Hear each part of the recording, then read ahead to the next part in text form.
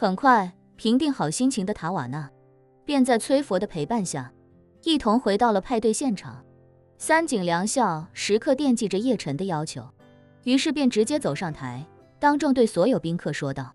诸位，刚才我已经与外务省以及美国大使馆沟通过了，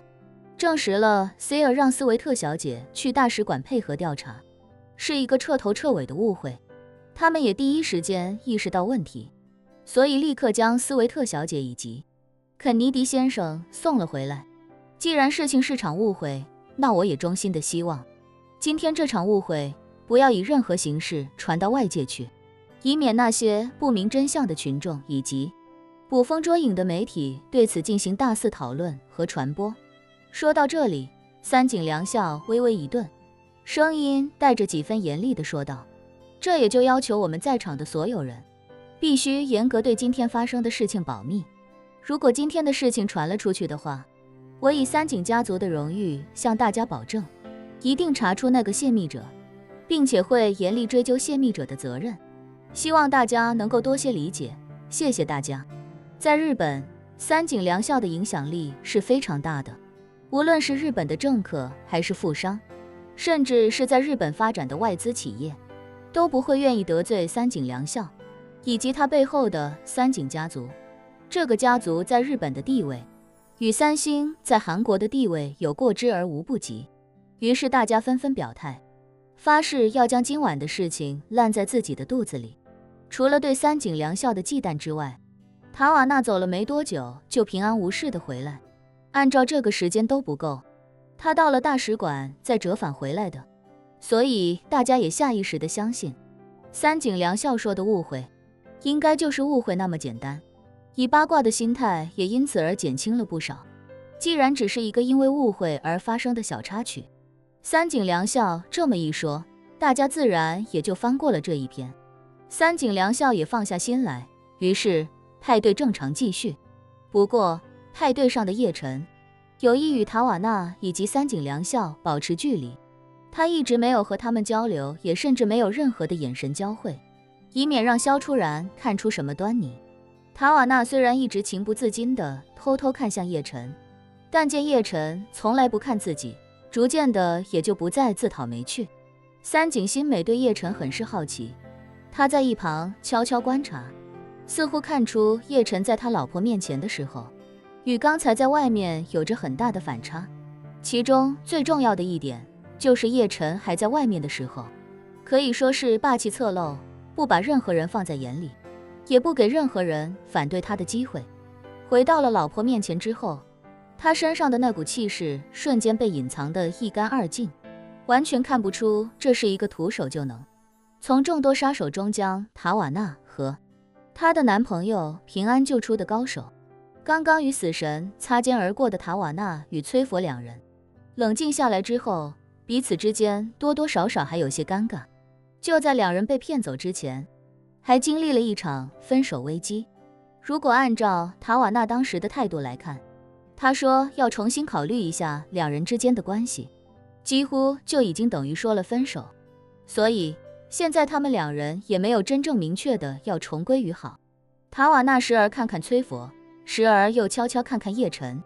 见叶晨与萧初然在一起时的模样，心中也不禁有些羡慕。以前他对爱情的追求是可以没有结果，也可以很快结束，但过程一定要轰轰烈烈的那种。可是现在他才意识到，其实真正的爱情哪需要什么轰轰烈烈，平平淡淡的幸福才是长久的爱情。某个瞬间，他有些羡慕萧初然能拥有一个如此有魅力的老公，可他心里也知道，这样的男人一辈子也未必能遇到一个，自己肯定是没有那个命了。崔佛在叶晨面前虽然像个不成熟的大男孩，但毕竟心里确实有自己，危险关头也愿意与自己站在一起，这一点也已经十分难得。回想两人之前的争论，他心中也不免有些惭愧，于是便主动对崔佛说道：嘿，崔佛。崔佛问他，怎么了塔瓦纳？塔瓦纳犹豫再三，开口道，关于之前你拍的我与叶先生争论的那段视频。崔佛以为他还是想让自己掐头去尾的剪辑视频，于是便非常认真地说道：“塔瓦纳，那段视频我真的不能按你的要求去剪辑。叶先生救了我们的命，我不能在这种事情上还背刺他。”塔瓦纳道：“我不是这个意思，我是想让你按照叶先生的要求，把他和他的太太、朋友打上马赛克，然后把视频上传到互联网上去。”啊！崔佛以为自己听错了，连忙道：“塔瓦纳，这是为什么？”塔瓦纳抿了抿嘴，面露痛苦地说道：“我觉得你和叶先生说的都很对，有些事情本身就不适合在公开的场合讨论，就像分级的电影，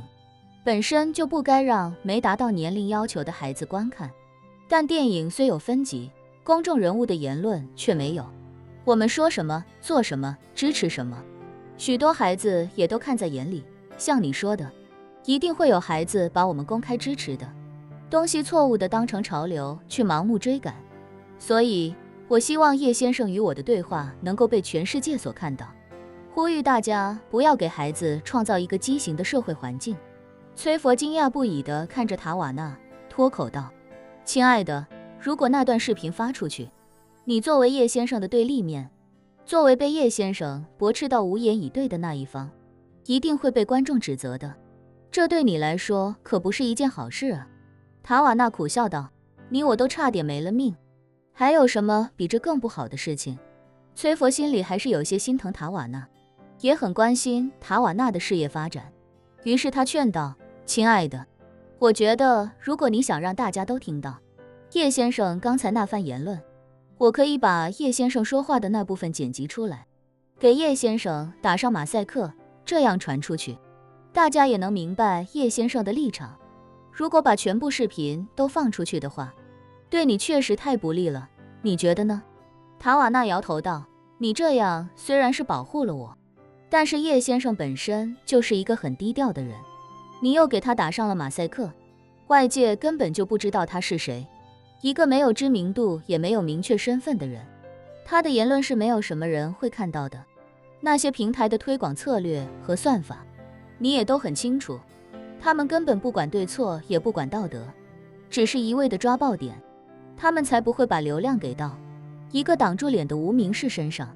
说着，他微微一顿，继续道：“可如果你把我也放进视频里的话，结果就不一样了。这条视频一定会成为各大软件以及新闻的热点。想一想，一个无名氏竟然把大名鼎鼎的塔瓦纳斯维特驳斥得无言以对，这样的视频得有多少人想看？到那时，这条视频的传播力度也会前所未有的大。我们想要的不就是让更多的人听到这番话吗？这样就能实现这个目标了。”